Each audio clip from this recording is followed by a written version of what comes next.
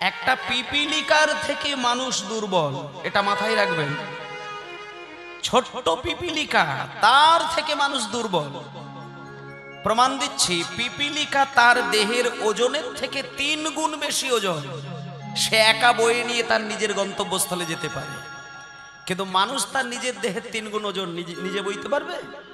একা টেনে টেনে সম্ভব নয়, কিন্তু পিপিলিকা নিয়ে যায়। তা আমরা যতটুকু নিজেদেরকে শক্ত সমর্থ মনে করি সেটা নয়, আমরা খুব দুর্বল প্রাণী। মনের ক্ষমতাটা অনেক আছে, দেহের বেশি বল নেই। তা সেই জন্য মনের শক্তি দিয়ে সারা বিশ্বকে পারলে জয় করা যাবে, কিন্তু দেহের বলে কিছুই জয় করা যাবে না। তাই মনের ক্ষমতাটা বাড়াতে হবে সাধন ভজন দ্বারা। চলুন একটুখানি মনের শক্তিটা একটু ঈশ্বরের চরণ ছোঁবার জন্য। হরে কৃষ্ণ হরে কৃষ্ণ কৃষ্ণ কৃষ্ণ হরে হরে হরে রাম হরে রাম রাম রাম হরে হরে হরে কৃষ্ণ হরে কৃষ্ণ কৃষ্ণ কৃষ্ণ হরে হরে হরে রাম হরে রাম রাম রাম হরে হরে হরে কৃষ্ণ কৃষ্ণ কৃষ্ণ হরে হরে হরে রাম রাম রাম হরে হরে হরে কৃষ্ণ কৃষ্ণ কৃষ্ণ কৃষ্ণ হরে হরে হরে রাম রাম রাম রাম হরে হরে হরে কৃষ্ণ কৃষ্ণ কৃষ্ণ হরে হরে হরে রাম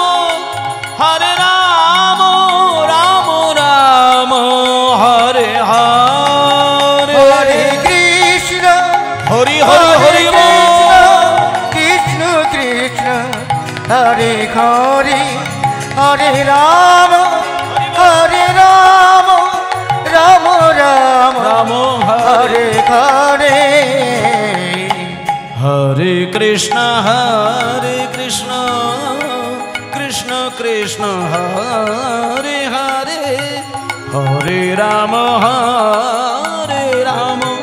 রাম রাম হরে হরে হরে কৃষ্ণ হরে কৃষ্ণ কৃষ্ণ কৃষ্ণ হরে হরে হরে রাম রাম রাম রাম হরে হরে হরি বল হরি বল হরি বল হরি বল।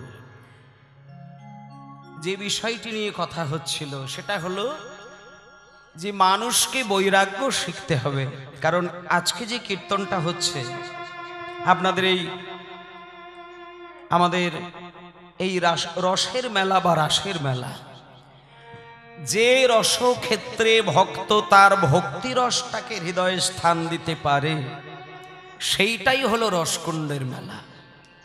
যেখানে রাস মিলন হয়, যেখানে ভক্তের সঙ্গে ভগবানের একটা মহামিলন, সেটাকে বলে রাসের মিলন। যে রাসের ভেতর থেকে আকার মুছে দিলেই কিন্তু হয়ে যায় রস। ওমা, আজকের এই শ্রীভূমিতে দেবাদিদেব মহাদেবের চরণে যদি কেউ জল ঢালতে পারে তবে তো তার বৈরাগ্য হবে। কিন্তু তার আগে একটা কথা বলি, শিব ঠাকুর দেখিয়ে দিয়েছিলেন সংসারের মাঝখানে তুমি থাকবে, কিন্তু সংসার তোমাকে টলাতে পারবে না।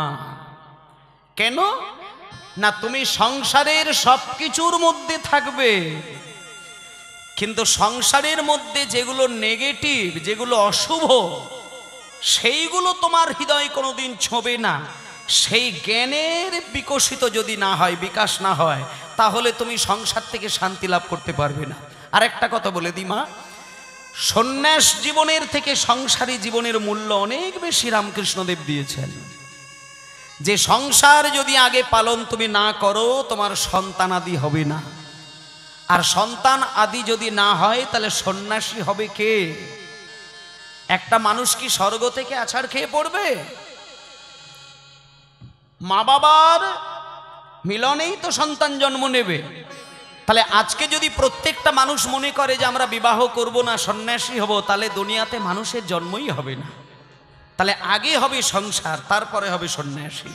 এবার আপনাদের একটা কথা বলি, একটা মেয়ে আর একটা ছেলে, তার যদি ব্রহ্মচর্যের শিক্ষা লাভ হয়, মানে সত্যের শিক্ষাটা যদি লাভ হয়, সেই সত্যের সন্ধান করে সে যদি সংসার ধর্ম পালন করে, সেই সংসার ধর্ম পালনের মধ্যে স্বামী স্ত্রী দুজনেই যদি সৎ পথে চলে, সত্য কথা বলে, ন্যায়ের আদর্শ মেনে চলে, এইভাবে 30টা বছর সংসার করার পরে সেখানে যে সন্তানের জন্ম হবে, বলুন সেই সন্তান কেমন হবে?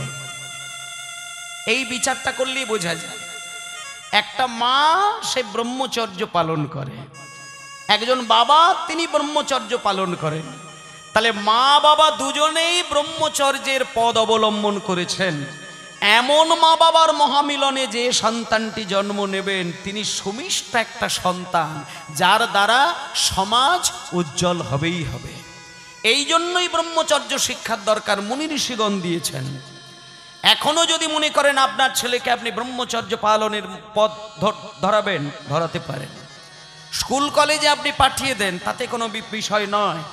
কিন্তু বর্তমানে যদি কোনো ছেলে আর মেয়েকে সঠিক শিক্ষায় শিক্ষিত হতে হয়, আমি এইটুকু বলবো, আপনি পৃথিবীর যতই বড় বড় বিশ্ববিদ্যালয়ে পাঠান না কেন, প্রত্যেক দিন মা বাবার পাশে বসে ছেলে যদি নিত্যদিন নৈতিক শিক্ষাটা না নেয়, সেই ছেলে কোনোদিন মানুষ তৈরি হবে না। মা বাবার কাছে বসে 1 ঘন্টা শিক্ষা লাভের যে ফল, তুমি 20 বছর ধরে স্কুল কলেজে বোর্ডিংয়ে পাঠিয়ে দাও, ইংলিশ মিডিয়ামে পাঠিয়ে দাও, হোস্টেলে পাঠিয়ে দাও, ছেলের আসল শিক্ষা খুলবে না। যেটা পারে মা বাবা দিতে, সেটা কলেজ দিতে পারবে না। এই বর্তমান পরিস্থিতির কথা বলছি। এখন একটা হাই স্কুল আপনাকে যে শিক্ষা দেবে, তাতে সেই চোখটা খুলবে না। এখন একটা ইউনিভার্সিটি যে শিক্ষা দেবে, সেটা সেই শিক্ষা খুলবে না। সেটা খোলার জন্য আমার চৈতন্যদেব বারবার ভক্তির পথটাকে ধরতে বলেছেন। আপনি আপনার সন্তানকে ভক্তির পথটাকে দেখিয়ে দেন, আপনার ছেলে বৃদ্ধ বয়সে আপনাকে খেতে দেবে। তাহলে 50 থেকে 60 হয়ে গেল যখন তোমার মধ্যে বানপ্রস্থের বৈরাগ্যটা আসলো, আর ঠিক 60-এর পরে তুমি যতদিন বেঁচে থাকবে, তখন তুমি হয়ে যাবে পরিপূর্ণ সন্ন্যাসী। সন্ন্যাসী মানে কি? সন্ন্যাসী কথার মানে হচ্ছে তার কোনো চিন্তা আর বিষয়ের প্রতি থাকবে না। তার 24টা ঘন্টা জুড়ে তার হৃদয়ে শুধু একটাই কথা, শুধু ভগবানের গুণকথা। তাহলে যে বাড়ির বয়স্ক মা বাবা 60 বছরের পরে নিত্যদিন 24 ঘন্টা বাড়ির মধ্যে হরে কৃষ্ণ নামটা বলতে থাকে, সেই বাড়ির বাতাবরণটা কেমন হয়? আপনারা এগুলো প্র্যাকটিক্যাল করে দেখবেন। আপনার বাড়ির 60 বছরের বয়স্ক দাদুটা আর 60 বছরের বয়স্ক ঠাম্মাটা 24 ঘন্টা যদি জপের মালায় নাম করে যায়, সেই বাড়ির পরিবেশটা কেমন হতে পারে আপনি সেটা খেয়াল করে দেখবেন। ওই দাদু ঠাম্মার তৈরি করা ভক্তি রসপাত্র আপনার 5 বছরের নাতির হৃদয়ে কিন্তু স্পর্শ হবেই হবে। এটাই হচ্ছে আসল শিক্ষা। মানে আপনি 60 বছরে বৈরাগ্য ধর্ম পালন করার ফল কিন্তু শুধু আপনার নয়, আপনার ফ্যামিলির প্রত্যেকটার হৃদয়ে ছুঁয়ে যাবে। এই ফলের জন্য শিক্ষা দিয়েছেন মুনি ঋষিগণ। তাই ভক্তমণ্ডলী মায়েরা, আজকে আমরা এই কারণেই বৈরাগ্য দিয়ে কথাটা শুরু করলাম। আস্তে একটু আস্তে বাজাবে। বৈরাগ্য শব্দটার ব্যাখ্যাটা এই কারণেই শুরু করলাম, এখানে যেহেতু শিবের উপাসনাটাই প্রধান আছে, এই জায়গায় শিব ঠাকুরের উপাসনা হয়, আর শিব হচ্ছে বৈরাগ্যের চূড়ামণি। কেমন করে বিষয়কে ঠেলে দিয়ে সেই পরম ব্রহ্মকে ধরতে হয় সেটা শিব জানেন। এই যে শিবরাত্রি চলে গেল কয়েকটা দিন আগে, মহাশিবরাত্রি, আপনারা জল ঢেলেছেন শিবের মাথায়, আর মনে মনে শিব ঠাকুরকে চোখ বন্ধ করে 1 সেকেন্ডের জন্য হলেও জানিয়েছিলেন যে বাবা, এই যে তোমার মস্তকে আমি জল ঢাললাম, শুধু তুমি আমার স্বামীর কল্যাণ কামনা করো, স্বামীকে ভালো রেখো, স্বামীকে সুস্থ রাখো, এই বাসনা করে আপনি জল ঢাললেন। কিন্তু বেশিরভাগ মায়েরা যে ভুলটা করেন সেটা আমি বলে দিই। শিবের চরণে জল ঢাললে বা শিবের মস্তকে জল ঢাললে আপনি আপনার দেহপতির যে কল্যাণ কামনা করেন, শোনেন আপনি ভুল করলেন, এটা ভুল করছেন। শিবের মাথায় জল ঢাললে আপনার বাড়ির স্বামীর মঙ্গলের চিন্তা করে কেউ শিবের মাথায় জল ঢালতে নেই। শিবের মাথায় জল ঢালতে হয় দেহপতির কল্যাণের জন্য নয়, জগৎ অধিপতি ভগবানের কল্যাণের জন্য। নিতাই গৌর হরি বল। কারণ একটা কথা জানবেন, স্বামী স্ত্রীর মধ্যে বেশিরভাগ সংসারে ঝগড়া হয় একটা কারণের জন্য, একটি কারণের জন্য, সেটা হলো মা লক্ষ্মী চঞ্চল হয়ে ওঠে বলে বেশিরভাগ ফ্যামিলিতে কিন্তু ঝগড়া হয়। অভাব দরিদ্রতা থেকে বেশিরভাগ ফ্যামিলিতে কিন্তু ঝঞ্ঝাট তৈরি হয়। আর অভাব সেই ফ্যামিলিতে বেশি এসে যায় যে ফ্যামিলির মধ্যে মা লক্ষ্মীর চরণ স্থির থাকে না। আর মা লক্ষ্মীর চরণ সেই সংসারে পড়ে না যে সংসারে আমার জগৎপতি কৃষ্ণের চরণ সেবা হয় না। নিতাই গৌর হরি বল। আর সেই সংসারেই কৃষ্ণের চরণ সেবা সঠিক হয় না যে সংসারের মানুষের হৃদয়ে ত্যাগ আসে না। আর ত্যাগ তারই হয় না যে ত্যাগের চূড়ামণি ভোলানাথের কৃপা লাভ হয় না। তাই একমাত্র পরম বৈষ্ণব চূড়ামণি আমার দেবাদিদেব মহাদেব বছরে একটিবার তার মহাদিন আসেন, সেটা হচ্ছে মহাশিবরাত্রি ব্রত। বছরে একটা দিন আসে, ওই দিন যদি আপনি শুধু জলটা ঢালেন 365 দিনের ফল একদিনে পেয়ে যাবেন। তেমন বিশেষ বিশেষ কিছু দিন আছে যে দিনে শিবের চরণে জল ঢাললে 1 বছর ভগবান তোমার প্রতি কল্যাণ কামনা করে। নিতাই গৌর হরি বল। তাই আমি এখানে প্রত্যেকটা মাকে আমি একটু শিখিয়ে দিচ্ছি, আগামী বছর যখন শিবরাত্রির ব্রত হবে আপনার গ্লাসে করে ঘটিতে করে বা যাতে ইচ্ছা করে জল নেবেন, তাতে কোনো দুঃখ নেই।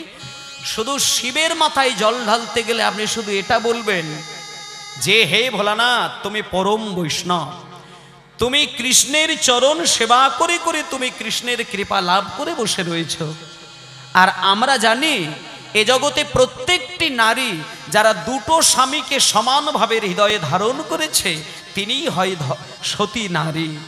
আর দুটো স্বামীকে, এক হলো আমার দেহপতি আর 2 হলো আমার জগৎ অধিপতি। তাই হে ভোলানাথ তোমার চরণে জল ঢেলে আমাকে তুমি এই কৃপা করো যেন তোমার কাছ থেকে বৈরাগ্য ধর্ম পালন করে, তোমার কাছ থেকে ত্যাগ শিক্ষা লাভ করে আমি যেন সেই জগৎপতি ভগবান কৃষ্ণের চরণ সেবায় মন দিতে পারি। এবার শিব যদি তোমার জল ঢালাতে মন পেয়ে গিয়ে খুশি হয়, তোমাকে বেশি না শুধু একটুখানি তোমার দিকে দৃষ্টি দেবে, সঙ্গে সঙ্গে তোমার হৃদয়ের জ্ঞানের পাপড়িটা খুলে যাবে। আর যার হৃদয়ের জ্ঞানের পাপড়ি খুলবে তার 3য় নয়ন বিকশিত হবে। 3য় নয়নটি যার বিকশিত হবে সে বুঝতে পারবে কৃষ্ণ চরণ সেবা করতে গেলে কোন পথে অবলম্বন করার দরকার। তুমি মাছ খাবে, মাংস খাবে, আদা পেঁয়াজ রসুন খাবে না ত্যাগ করবে, ওটা তোমাকে জোর করতে হবে না। ভেতরের জ্ঞানের বাতি খুললে তোমার বিচার তুমিই নিজে করে ফেলতে পারবে। এটা জোর করে ধর্ম পালন করতে হবে না। স্বামী বিবেকানন্দ বলেছেন, তোরা মাছ মাংস ছেড়ে দিলে যদি বুকে ব্যথা পাস, আমি তোদের বলে দিলাম তোরা মাছ মাংস খেতে চাস খা, কিন্তু ধর্মকে কোনোদিন হাতছাড়া করিস না। তোরা ধর্মের হালটা ধরে যা, ধর্ম যেদিন তোকে ধরে ফেলবে সেদিন তোর দেহ থেকে ওই স্বাদগুলো বেরিয়ে যাবে। তাই জোর করে কিছু হয় না, ধর্ম জোর করে হয় না। লুকিয়ে লুকিয়ে কিছু করে গেলে, জপের মালায় নাম করে গেলে কাকে লোকাবে? সবার উপরে আকাশে একটা সিসিটিভি রয়েছে, সে কিন্তু সব দিকে লক্ষ্য রেখেছে। তুমি লুকিয়ে লুকিয়ে যাই করবে দুটো মানুষের মন ভোলাতে পারবে, কিন্তু জগৎপতি কৃষ্ণের চোখে বালি দিতে পারবে না। তিনি সব দেখতে পাচ্ছেন। তাই লুকিয়ে কিছু করার দরকার নেই, তুমি শুধু তাকে ডেকে যাও, তার কৃপা হলে তোমার ভেতর থেকে সব বেরিয়ে যাবে। তাই ভক্তমণ্ডলী মায়েরা, আজকে আমরা সেই দেবাদিদেব মহাদেবের কৃপা লাভের জন্য আমরা এইখানে চৈতন্যের কীর্তন গান গাইছি। আর আপনারা তো কুম্ভ মেলাতেই, এখানে অনেকেই হয়তো কুম্ভ মেলায় গেছেন, আপনারা অনেকেই কুম্ভ মেলায় গিয়ে স্নানও করেছেন। আমি একটা নতুন কথা আপনাদের বলে দিয়ে আসল জায়গায় বেরিয়ে যাব। এবছরই যারা কুম্ভ মেলায় যেতে পারেননি তাদেরকে বলে দিচ্ছি, আগামী 12 বছর 3 মাস পরে আবার কুম্ভ মেলা হবে। প্রত্যেক 12 বছর 3 মাস ছাড়া, 12 বছর 90 দিন ছাড়া কুম্ভ মেলা হয়। এক কথাই 12 বছর বলে, কিন্তু 12 বছর 3 মাস অন্তর অন্তর হয়। আর কুম্ভ মেলায় যদি মনে হয় যে আপনি কুম্ভ মেলায় গিয়ে আপনি ওইখানকার পরিপূর্ণ শক্তিটাকে ধরে আনবেন, তাহলে আপনাকে 48 দিন ওইখানকার জলে স্নান করতে হবে। আপনি যদি 2 দিন 3 দিন স্নান করে চলে আসেন, আপনার কোনো ফল প্রাপ্তি হবে না। ওটা নিছক আপনি আনন্দ করার জন্য গেলেন আর আনন্দটাকে নিয়ে চলে আসলেন, কিন্তু ভেতরের যে একটা রূপ যার পরিবর্তনের জন্য আপনি গেছিলেন, সেই পরিবর্তন কিন্তু আপনার কণামাত্র হবে না। আর আমরা সংসারী মানুষ, আমরা অতটা পারি না বলে ওই 2-4 দিন 5 দিন হয়তো স্নান করি। কিন্তু আমি বাবাদেরকে বা মায়েদেরকে বলবো, কুম্ভ মেলা 12 বছর 3 মাস ছাড়া যখন হবে, আপনারা যাবেন, মিনিমাম 21টা দিন স্নান করে আসবেন। সকালবেলা স্নান করার সময় মন প্রাণ দিয়ে দেবাদিদেব মহাদেবের নাম করতে করতে ওইখানকার জলে আপনি স্নান করবেন। আর 48টা দিন যদি আপনি স্নান করেন, আপনি কি নিয়ে আসলেন এটা আপনি নিজেই বুঝতে পারবেন, আমাকে কিছু বলতে হবে না। কুম্ভ মেলার অপরূপ অলৌকিক শক্তির অধিকারী যদি আপনাকে হতে হয়, তাহলে 48টা দিনই ওইখানে থাকতে হয়, ওইখানকার বাতাস গ্রহণ করতে হয়, ওইখানকার জল আপনার দেহ স্পর্শ করতে হবে। তারপরে সেই যে অমৃত, সেই অমৃত আপনার হৃদয় ছুঁয়ে যাবে, সেই অমৃতের স্বাদ আপনি বয়ে নিয়ে আসবেন সংসারে। আপনার সংসার তখন অমৃতময় হয়ে যাবে। নিতাই গৌর হরি বল, হরি বল। তাই আজকে চলুন গৌরাঙ্গের সঙ্গী গণে নিত্য সিদ্ধ করি মানে, গৌরাঙ্গের সঙ্গী গণে নিত্য সিদ্ধ করি মানে, গৌরাঙ্গের সঙ্গী গণে নিত্য সিদ্ধ করি মানে, সে যায় ব্রজেন্দ্র সুত সে যায় ব্রজেন্দ্র সুত পার, সে যায় ব্রজেন্দ্র সুত পার। গৌর মণ্ডল ভূমি যে বাজানে চিন্তামণি, গৌর মণ্ডল ভূমি যে বাজানে চিন্তামণি, গৌর মণ্ডল ভূমি যে বাজানে চিন্তামণি, তারে হয় ব্রজ ভূমি বা, তার হয় ব্রজ ভূমি বাসী, তার হয় ব্রজ ভূমি বাসী। গৌর প্রেম রসার নবে সে তরঙ্গে যে বাডবে, গৌর প্রেম রসা নবে সে তরঙ্গে যে বাডবে, গৌর প্রেম রসা নবে সে তরঙ্গে যে বাডবে। সে রাধা মাধব অন্তরঙ্গ হয়, সে রাধা মাধব অন্তরঙ্গ হয়, সে রাধা মাধব অন্তরঙ্গ হয়। যারা গৃহে বাবনেতে থাকে হা গৌরাঙ্গ বলে ডাকে, গৃহে বাবনেতে থাকে আগৌরাঙ্গ বলে ডাকি, গৃহে বাবনেতে থাকে আগৌরাঙ্গ বলে ডাকি। দাস নরতম মাগে তার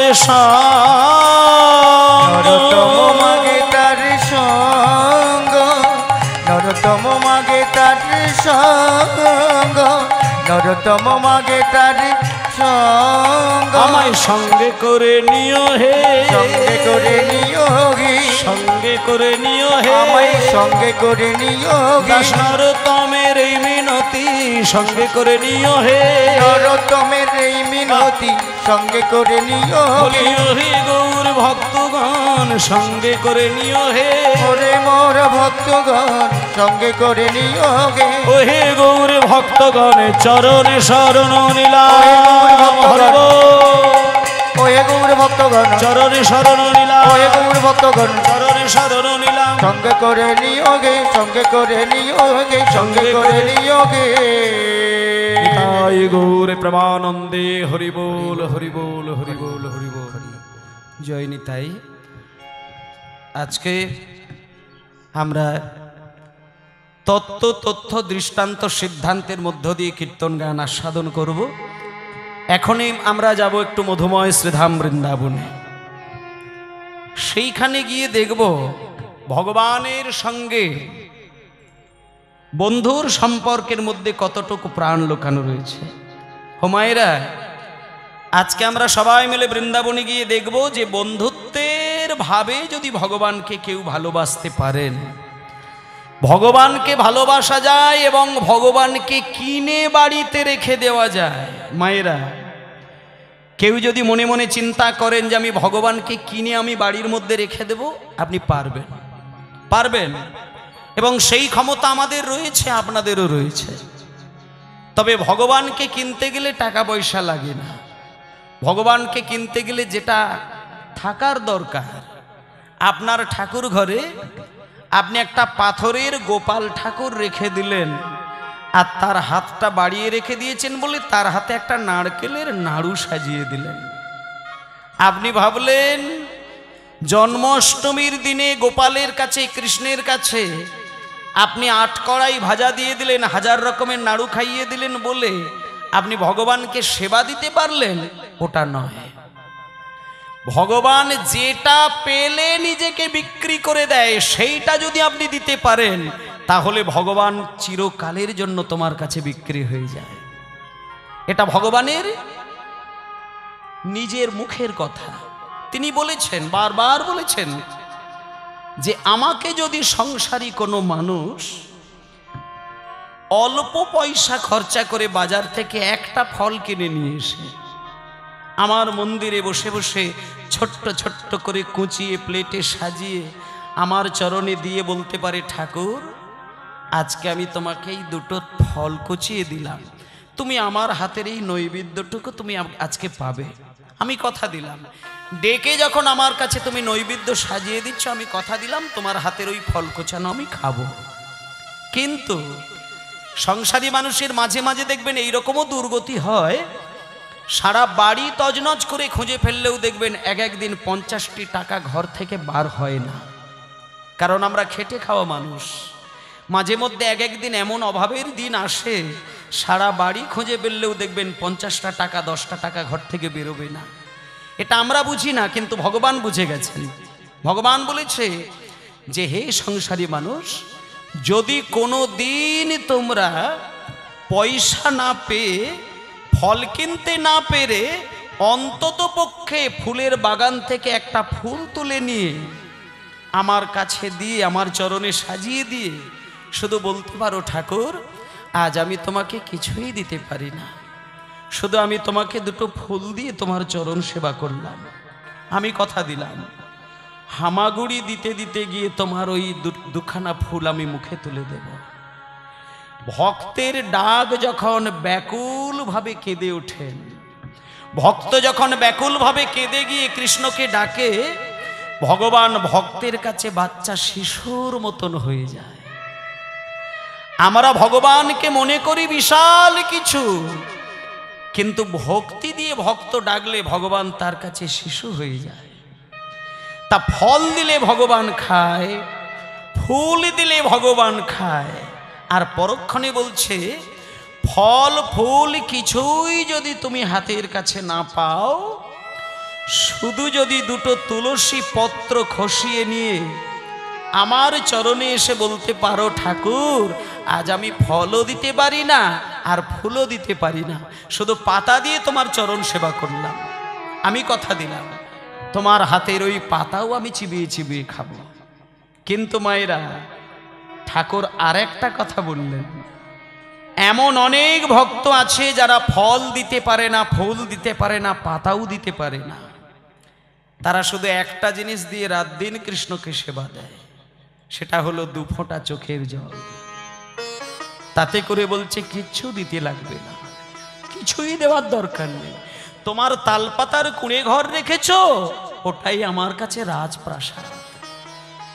তুমি তোমার তালপাতার কুঁড়ে ঘরে বাঁশের দরজা তৈরি করে খড়ের চাল দিয়ে ছাউনি করে সেইখানে একটা ক্যালেন্ডার ঝুলিয়ে দিয়ে নিত্যদিন যদি আমার কাছে এসে চোখের জল 2 ফোঁটা ফেলতে পারো, আমি ভগবান হয়ে কথা দিলাম চিরকালের জন্য আমি তার সংসারে বাধা পড়ে যাই, আমি নিজেকে বিক্রি করে দিই। একমাত্র ভগবান ভক্তের কাছে কাঙাল হয়ে যায়, ভিখারি হয়ে যায়, নিজেকে বিক্রি করে দেয়। ভক্তের চোখ থেকে মিনিমাম 2 ফোঁটা যদি জল ঝরতে দেখে, সেটাই আমরা পারি না। আমরা সংসারী মানুষ, সংসারের জ্বালা পেলে চোখ থেকে 1000 ফোঁটা জল দিয়ে কাঁদি।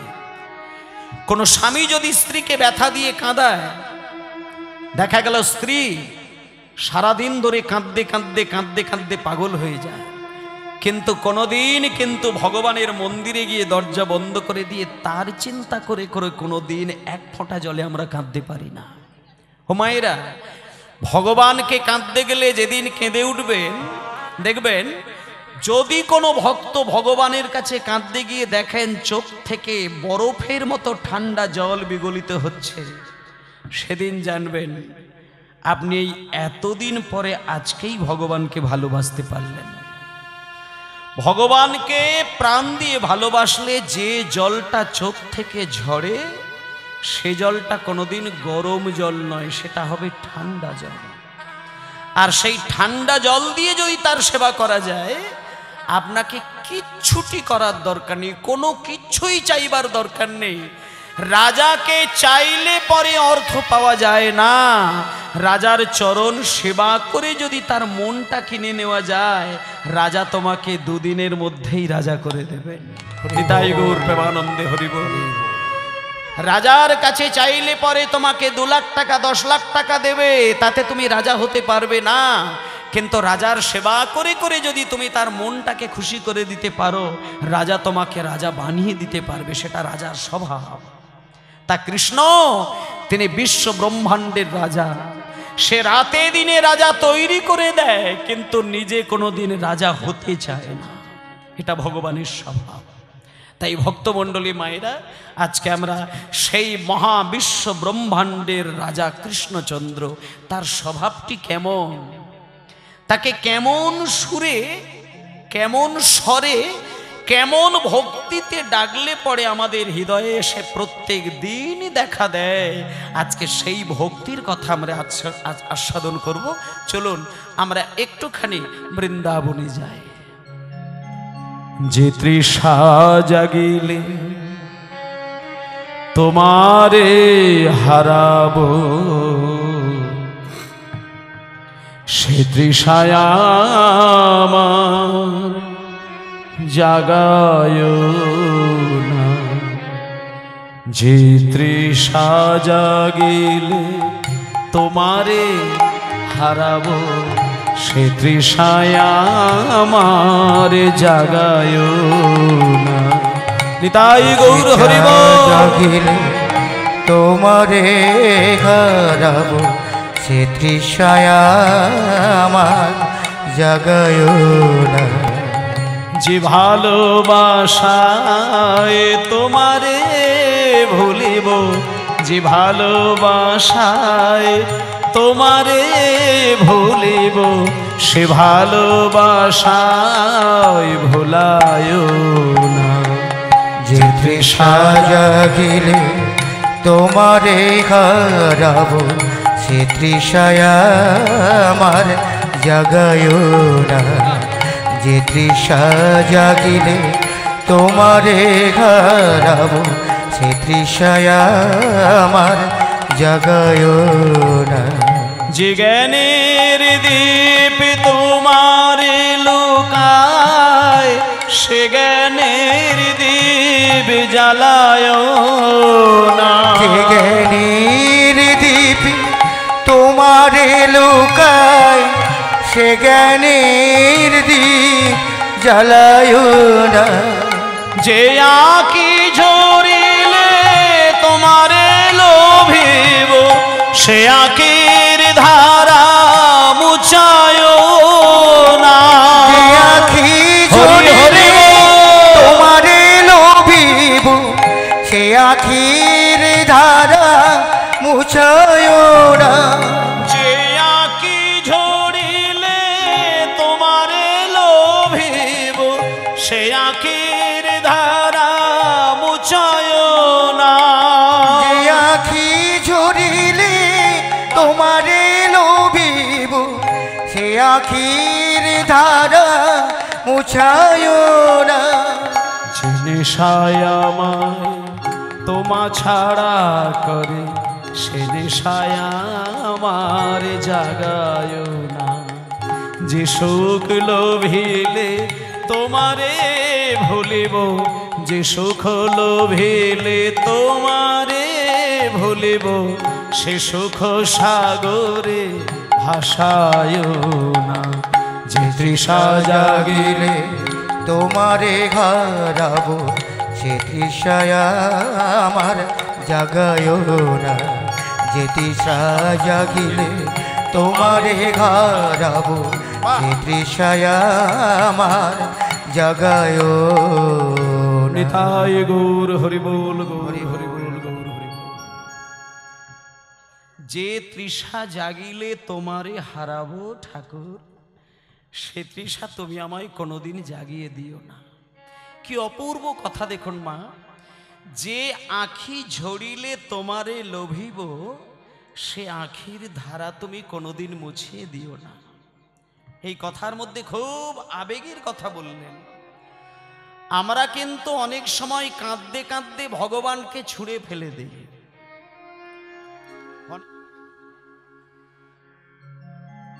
শ্রী গৌরাঙ্গের দুটি পদ,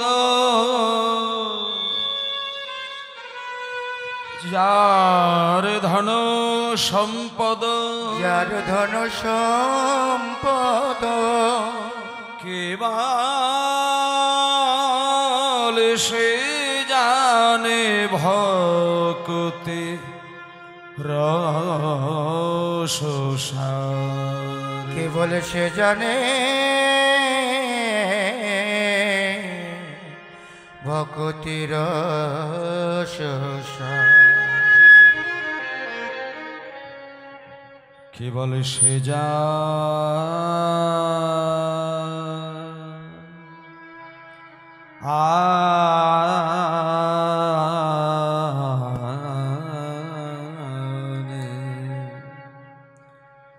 সে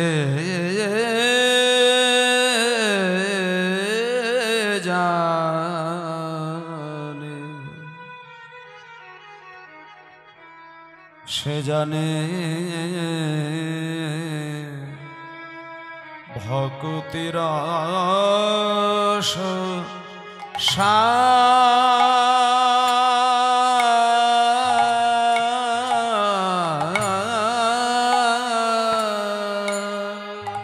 কেবল সে হরি বল, হরি বল, হরি বল, জানে, সে জানে ভক্তি রস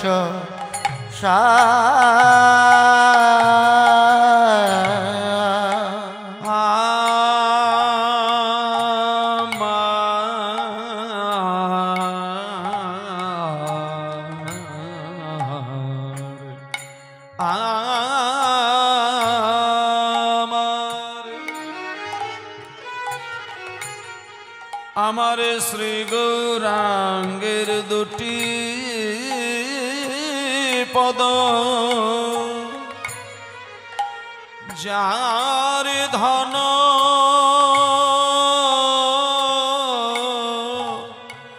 সম্পদ, শ্রী গৌরাঙ্গের দুটি পদ, যার ধন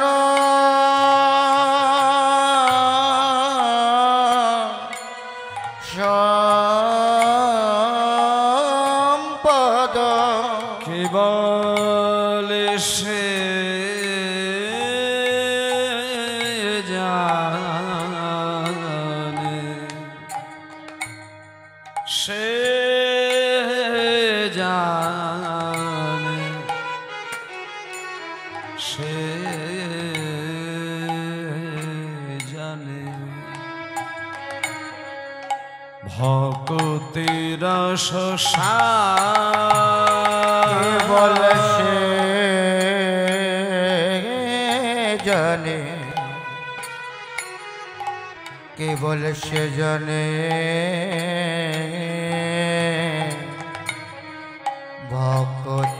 রস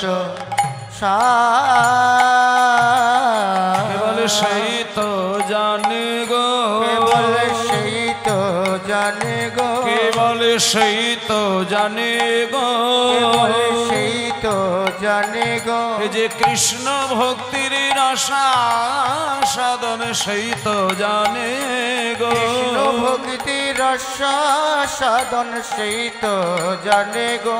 এই যে কৃষ্ণ ভক্তির রসা সাধন সেই তো জানে গো, কৃষ্ণ ভক্তি রস সাধন সেই তো জানে গো। যে জন ভজে আমার গৌর চরণ সেই তো জানে গো, জন ভজে আমার গৌর চরণ সেই তো জানে গো। কেবল সেই তো জানে গো, কেবল সেই তো জানে গো, কেবল সেই তো জানে গো, সেই তো জানে গো। যে কেমন ব্রজের সাধন ভজন সেই তো জানে গো, যেমন ব্রজের সাধন ভজন সেই তো জানে গো। যে বৃন্দাবনের অমূল্য ধন সেই তো জানে গো, বৃন্দাবনের অমূল্য ধন সেই তো জানে গো। কেমন ব্রজের সাধন ভজন নাহি জানে অন্য জন, যেমন ব্রজের সাধন ভজন নাহি জানে অন্য জন, যেমন ব্রজের সাধন ভজন নাহি জানে অন্য জন, যেমন ব্রজের সাধন ভজন নাহি জানে অন্য জন, যেমন ব্রজের সাধন ভজন নাহি জানে অন্য কেবল জন, সেই তো জানে গো। সে জানে, সে জানে, সে জানে ভক্তি রস সার, কেবল সে জানে, কেবল সে জানে ভক্তি রস সার।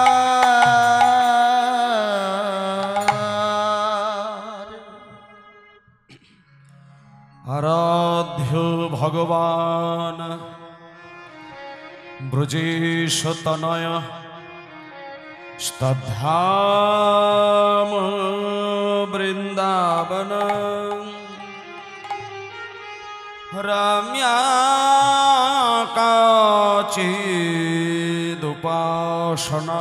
ব্রজবধূ বর্গণো ইয়া কল্পিতা শ্রীমদ্ভাগবতং প্রমাণমমলম প্রেমাপমূর্ধো মহান শ্রীচৈতন্য মহাপ্রভু মতম ইদং তত্রাদরুনাথ।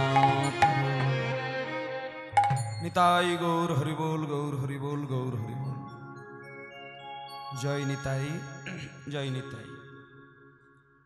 সমবেত সকল গৌর গোবিন্দ অনুরাগী ভক্তবৃন্দ, সকলের চরণে আমার অসংখ্য কোটি কোটি দণ্ডবত প্রণাম।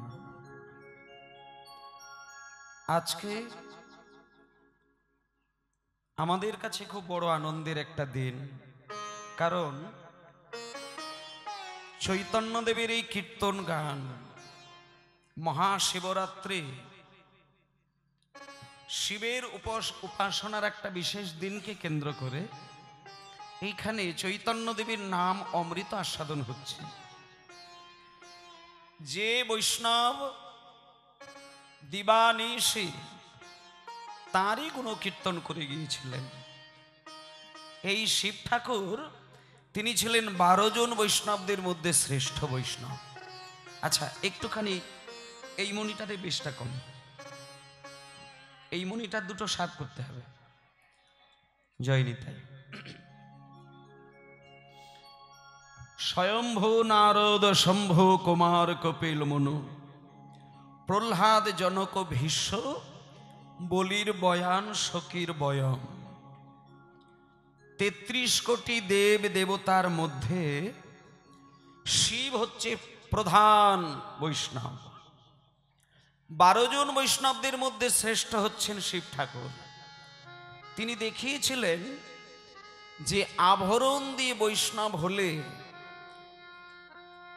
কয়েকটি মানুষের মনকে হয়তো কেড়ে নেওয়া যায়, কিন্তু জগতের যিনি প্রাণ গোবিন্দ তার কিন্তু মন কাড়া যায় না।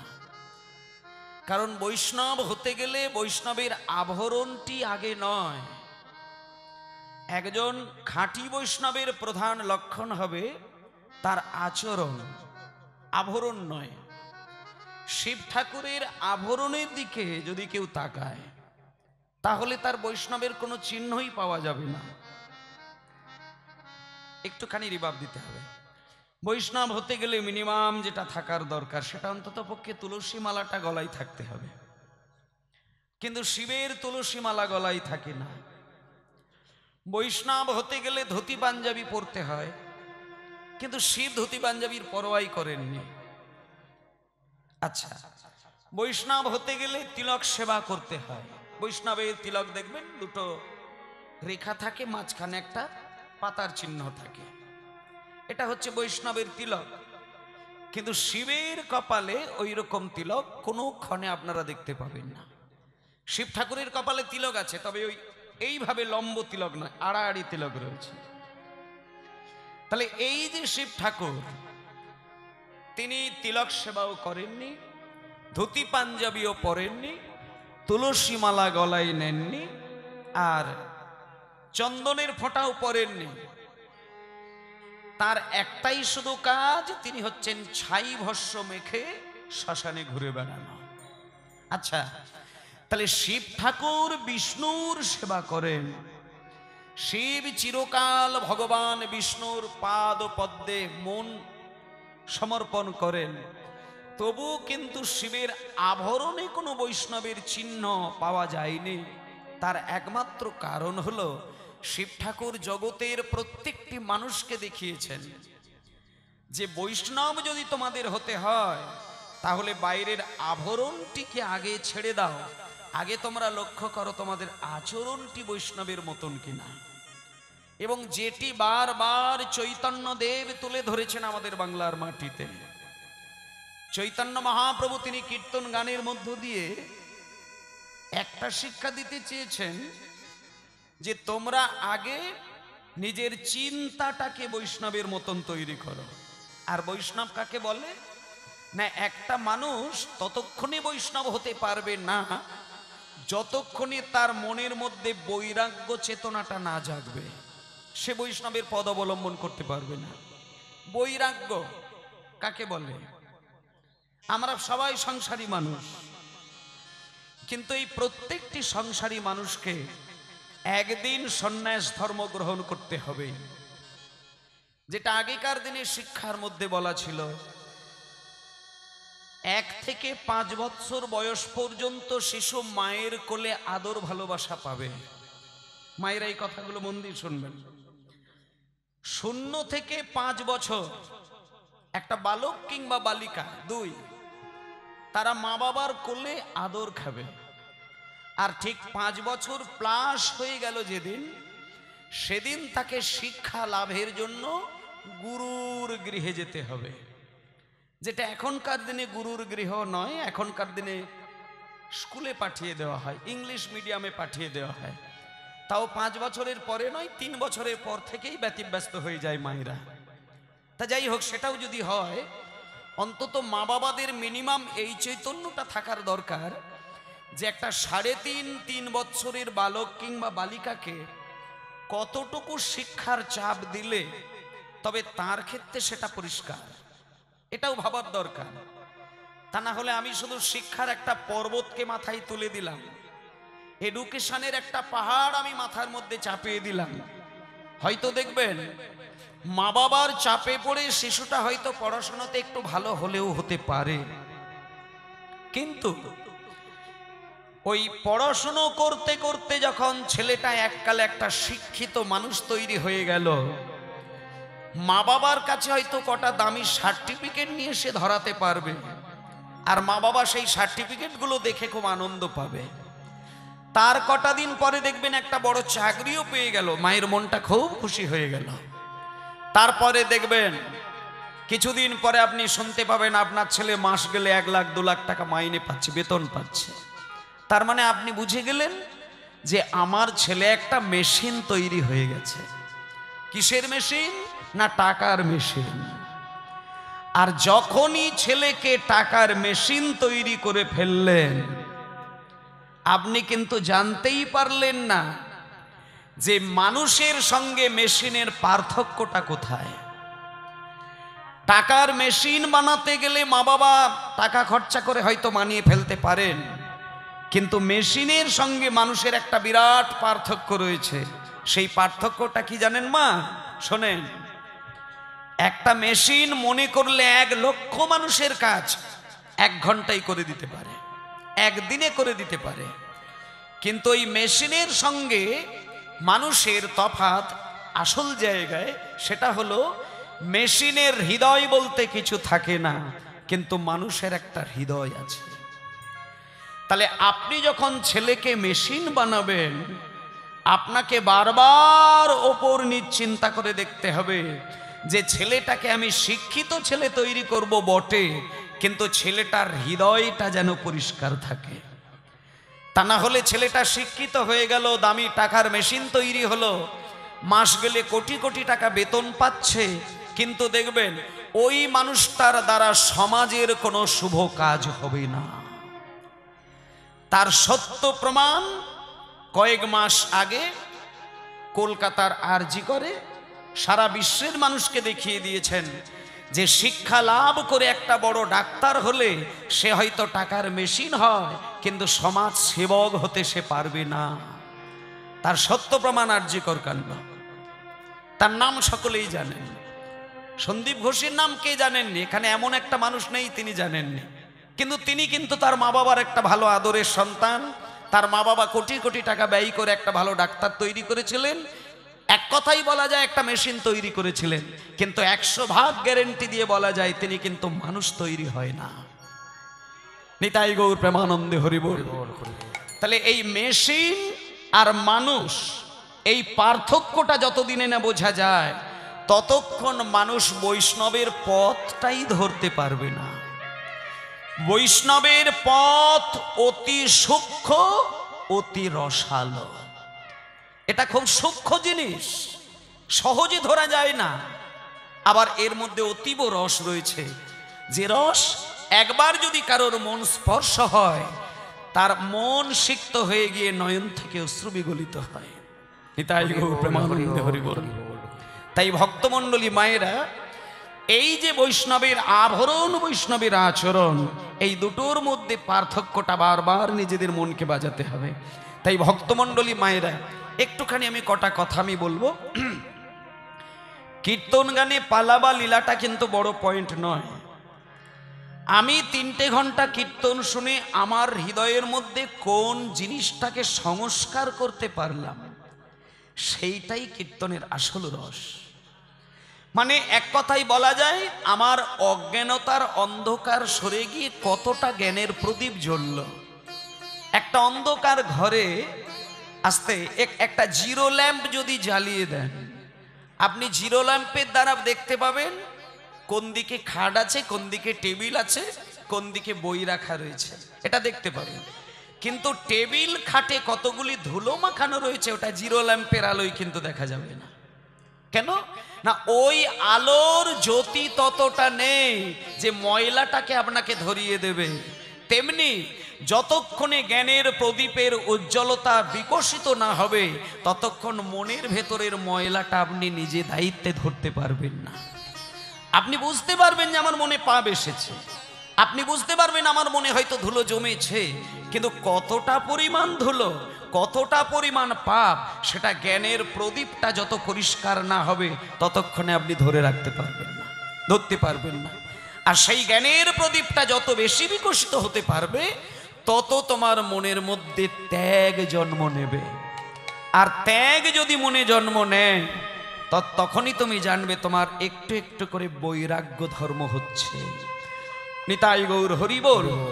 বৈরাগ্য কাকে বলে? বৈরাগ্য কথার মানে এক কথাই অর্থ বলা যেতে পারে, বিষয়ের প্রতি একটু একটু করে অনাসক্তিতে আসাটারই নাম হলো বৈরাগ্য। তবে কি টাকা পয়সা ছেড়ে দেবো? বলছে না, টাকা তুমি ছাড়বে না। টাকাকে তুমি 2 হাত দিয়ে আঁকড়ে ধরে থাকো। সোনাদানা ছাড়তে হবে না, 2 হাত দিয়ে আঁকড়ে ধরে থাকবে। বিষয় সম্পত্তিকে ছেড়ে দিতে বলছে না, ওগুলোকেও তুমি ধরে রাখবে। কিন্তু তোমাকে একটা জিনিস খেয়াল করতে হবে, টাকা পয়সা সোনা দানা গাড়ি বাড়ি আত্মীয় স্বজন বউ বাচ্চা সবই থাকবে, কিন্তু সবার আগে আমি যাকে ধরে রাখবো সেটা হলো আমার শ্রী চৈতন্যের যুগল চরণ। হরি বল, হরি বল। নিতাই গৌর হরি বল, হরি বল। যে অপ্রাকৃত জগতের প্রেম ধনকে হৃদয়ে আগে ধরবে, তারপরে যদি প্রাকৃত সম্পদকে জড়িয়ে ধরতে পারে, তাহলে প্রাকৃত সম্পদের বিষয়ের জ্বালা অন্যের উপরে প্রভাব পড়লেও নিজের হৃদয়ে কিন্তু প্রভাব পড়বে না। তার প্রমাণ এই শিব ঠাকুরই দিয়েছেন। শিব ঠাকুর বিষ পান করেছিলেন, কিন্তু তার শরীরে এতটুকু বিষের জ্বালা পড়েনি। তার কারণটা শুধু একটাই, তিনি বিষ পান করার আগে অমৃত পান করে নিয়েছিলেন। তাই শিব দেখিয়েছেন যে সংসার হলো তোমার কাছে একটা সমুদ্র, আর তার মধ্যে কালকূট বিষ হলো তোমার কাছে যন্ত্রণাদায়ক একটা বিষাক্ত রূপ। আর সেটা থেকে যদি তোমাকে মুক্তি পেতে হয়, তাহলে প্রত্যেক দিন সকালবেলায় একটুখানি গৌরাঙ্গের হরি নামরূপী অমৃত পান করে যাও। তারপরে যদি সংসারের বিষ তোমার গায়ে ছিটে লাগে, ওই গায়ে লাগবে, তোমার হৃদয় পর্যন্ত সেটা পৌঁছাবে না। তার কারণ হৃদয় মাঝে তুমি চৈতন্যদেবের অমৃতটা পান করে রয়েছো, ওখানে বিষের কোনো চিহ্ন যাবে না। তাই চৈতন্যদেবের কৃপায় আমরা এই বাংলায় জন্মগ্রহণ করেছি, এবং বাংলার মানুষ আমরা জানতে পেরেছি যে চৈতন্যের যুগল চরণকে যদি একবার কেউ মনে প্রাণে ধরতে পারে, সংসারের এমন কোনো জ্বালা নেই যে তাকে যন্ত্রণা দিতে পারেন। যেটা কলিযুগের মানুষ পেয়েছেন, অন্য কোনো যুগের মানুষ পায়নি। ও মায়েরা, সত্যযুগে নারায়ণের চারখানা হাত ছিল, চারটে জিনিস তিনি ধরেছিলেন, কিন্তু জগৎকে শান্তিও দিয়েছিল, দুঃখও দিয়েছিল। ত্রেতা যুগে রামচন্দ্র তিনি তীর ধনুক ধরেছিলেন, জগতের মানুষকে শান্তিও দিয়েছেন, কিছু কিছু ভক্তদের মনে দুঃখও লেগেছে। আর দাপর যুগে কৃষ্ণ রাধারানীর সঙ্গে প্রেমের খেলা খেলতে গিয়ে রাধারানীকে 100 বছর কাঁদিয়েছিলেন। শুধু একজন ভগবান ভক্তকে কোনোদিন কাঁদাতে পারেননি। তিনি ভক্তের ব্যথাকে হাত বাড়িয়ে গ্রহণ করেছেন, শুধু শান্তি দিয়েছেন। তিনি হচ্ছেন আমার শ্রীকৃষ্ণ চৈতন্য মহাপ্রভু। হরি বল, হরি বল। নিতাই গৌর হরি বল, হরি বল। তাই সেই চৈতন্য মহাপ্রভু সম্পর্কে আমরা দু একটি কথা শুনবো, তারপরে আমরা কোনো না কোনো বিষয়ের মধ্যে প্রবেশ করব। চলুন, আজকে চৈতন্যদেব সম্পর্কে বললেন, গৌরাঙ্গ মধুর লীলা,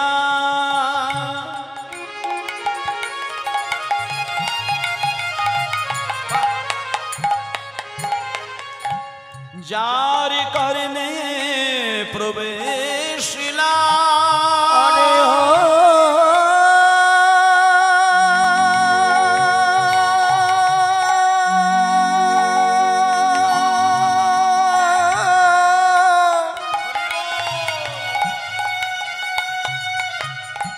গৌরাঙ্গ মধুর লীলা,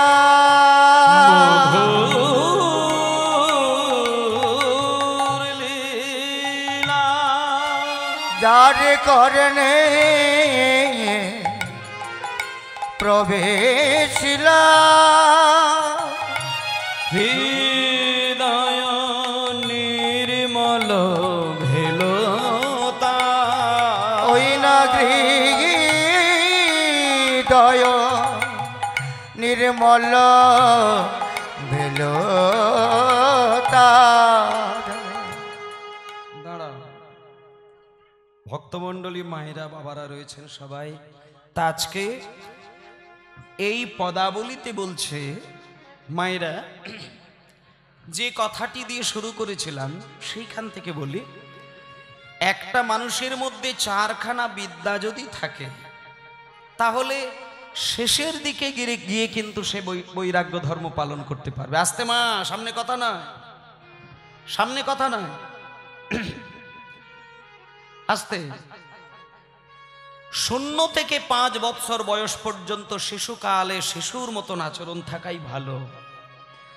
আর 5 থেকে 20 বৎসর পর্যন্ত একটা মানুষ শিক্ষা লাভ করবে, সেই শিক্ষা লাভের মধ্যে আসল সাবজেক্ট যেটা থাকবে সেটা হলো ব্রহ্মচর্যের শিক্ষা। ব্রহ্মচর্য মানে কি? ব্রহ্মচর্যের মূল লক্ষ্যটি হল পরম সত্যকে সদাই হৃদয়ে ধরে রাখার যে শিক্ষাটা, সেটাকে বলা হচ্ছে ব্রহ্মচর্য। পরম সত্য এবং সৎ এবং সামাজিকতা যে শিক্ষায় মানুষের দ্বারা প্রভাবিত হয়, সেটাকে বলা হচ্ছে ব্রহ্মচর্য। তাহলে 20 বৎসর পর্যন্ত একটা মানুষ শিক্ষা লাভ করবে, আর 20 থেকে 30 মানে 20-র পর থেকে আরো 30টি বৎসর যে শিক্ষা লাভ করবে সেটাকে বলা হচ্ছে গার্হস্থ্য। তাহলে প্রথম থাকবে ব্রহ্মচর্য, সেটা বয়স থাকবে 20-র মধ্যে, আর 20 থেকে 50 সেটা হবে গার্হস্থ্য। আর 50-এর পরে 60 বৎসর পর্যন্ত বানপ্রস্থ জীবন কাটাতে হবে। বানপ্রস্থ জীবনটা কোনটা শোনেন, এখানে ম্যাক্সিমাম মানুষের বানপ্রস্থ জীবনের বয়সটা কিন্তু পেয়ে গেছেন। ঠিক 50 বছরের পর থেকে 60 পর্যন্ত বয়সটা মানুষের মন মস্তিষ্ক দেহটা সদাই সংসার থেকে ত্যাগের শিক্ষাটা লাভ করবে। সংসারে তোমার কাছে 1000 কথা বাজবে, কিন্তু তোমার কোনো কথা শুনলে হবে না। সংসারে 1000 ঝামেলা ঘটবে, কিন্তু কোনো ঝামেলাই তোমাকে ঢুকলে হবে না। সংসারে অনেক কিছু তুমি দেখতে পাবে, কিন্তু তুমি চোখ দিয়ে কোনো কিছু দেখলে হবে না। একটা 50 বছরের ব্যক্তি যদি সংসারের সবকিছুর দিকে নজর দেয়, দেখবেন আপনাকে যন্ত্রণায় ডুব দিতে হবে। 50 থেকে 60 বছর বয়সের মানুষকে সংসারের যাবতীয় বিষয় থেকে বেরিয়ে আসার দরকার, যেটাকে বলা হচ্ছে বানপ্রস্থ জীবন। এটা যে পেরেছে সে শান্তি পেয়েছে, এবং যে পেরেছে সে ভগবানের সেবার অধিকারী হয়েছেন।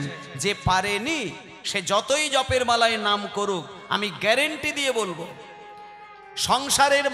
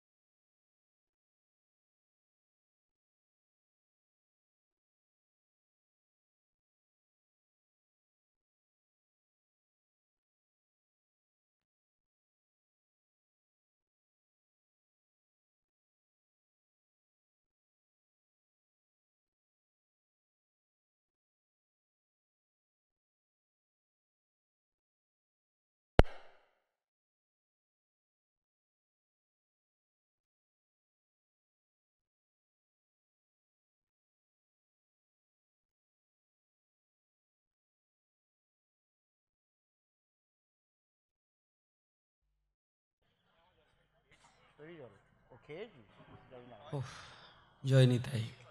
হ্যালো, ঠিক কিবোর্ড দেখ রাম, দেখি না দেখি না।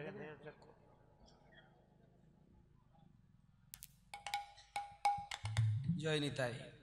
নিতাই গৌর হরিবোল, গৌর হরিবোল, গৌর হরিবোল, গৌর হরিবোল, গৌর হরিবোল, গৌর হরি। জয় নিতাই, জয় নিতাই।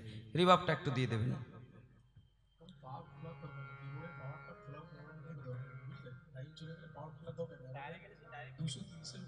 না না, খুলতে হবে না, না খুলবি না, ওখানে মেশিনে চাপ পড়বে, খুলবি না। ও সুইচ কালকে লাগিয়ে নিবি, খুলবি না। ঠিক আছে, লাইনটা দিয়ে দেবে। না না, যা বলি শোন, সুইচ লাগাস নি কেন? নিতাই গৌর হরিবোল, গৌর হরিবোল, গৌর হরিবোল, হরিবোল, হরিবোল।